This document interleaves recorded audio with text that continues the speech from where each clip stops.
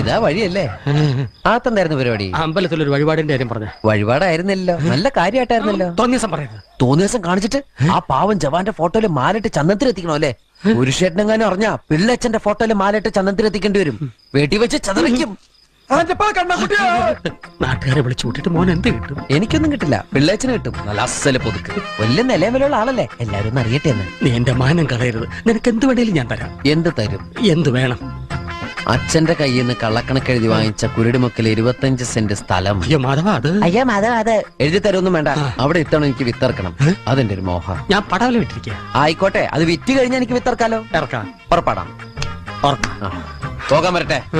ഇതൊക്കെ മറക്കാതിരിക്കാൻ ഞാനൊന്നും കൂടെ തന്നാലോ? വേണ്ട, ആരും കാണൂല. വേണ്ടെന്നേ.